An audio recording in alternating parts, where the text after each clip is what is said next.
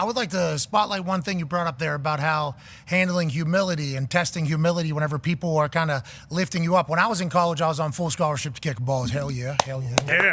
Hell yeah. Did it. Way to go. Good for me. Shout out me. Wasn't offered by any school you were coaching at. Thanks, coach. But only kicking 70 yarders as an 18-year-old. Don't worry about it. But when I got a full scholarship to school, my parents don't have a bunch of extra money, so I didn't want to ask them for any. And at the time, the scholarship checks were what they were. I actually got a loan out in the amount of like $40,000 to just go have a good time. And if I always put myself in the modern position of these guys, it's not great, coach. I should have focused a lot more. We live, we learn, we get older, we mature.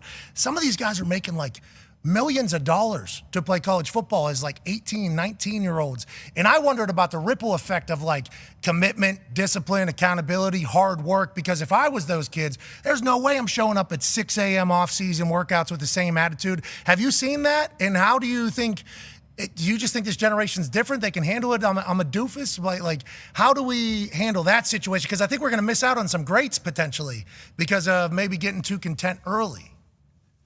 Well, I think that it obviously tests your maturity as a young man when you're 18, 19, 20 years old, and you have a little more to deal with than what we did back in the day when we went to school. And I do think that it's a challenge to how hungry you are, how motivated you are.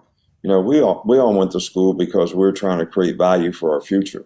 And we were scared to death that we were going to either fail out of school or fail as a player or lose our scholarship or whatever. And that was a real motivating factor for us. And, players have more, which I think it's good for the players. We agree. I'm not against that. So I don't want anybody to think I'm against that. But I do think you have to have a certain amount of maturity to be able to manage that and not get satisfied with what's happening, that you have more, but how does it affect your motivation on the field in terms of how good you want to be and the standard that you want to set? And that comes from kind of within who you are. So I think it's important to have the right kind of guys on your team now.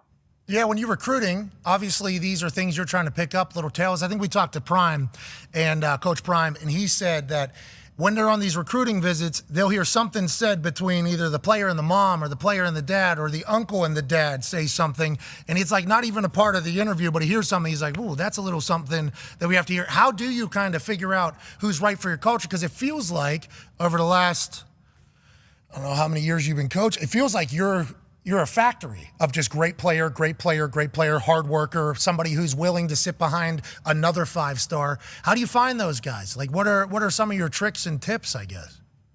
Well, I think you got to ask a lot of questions. I think if you ask direct questions, whether it's to high school coaches, guidance counselors, the players themselves, like I ask a guy a lot of times, what do you want to accomplish as a college player? They tell me, and I say, well, what does that entail?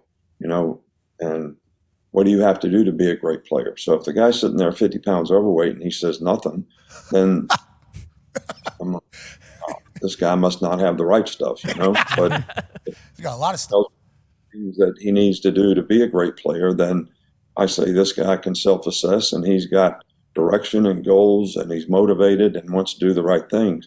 But I think that is the most difficult thing to try to evaluate in recruiting.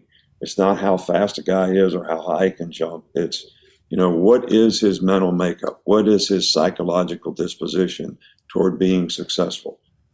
And that's the hardest thing to judge. So I assume you have good faith in your team right now, going through some stuff. It's real loud outside. Everybody has kind of written you off. I'm sure you've heard it.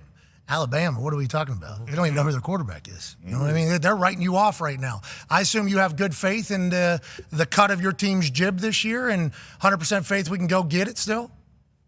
I do believe in our team, and I think we got a lot of good people on our team. I think they worked hard. I don't think we've executed and played as well as we're capable of. So that's a work in progress and something that we need to improve on and improve quickly. It's attention to detail, having discipline to do the little things right, creating those habits every day, in practice in terms of what you do.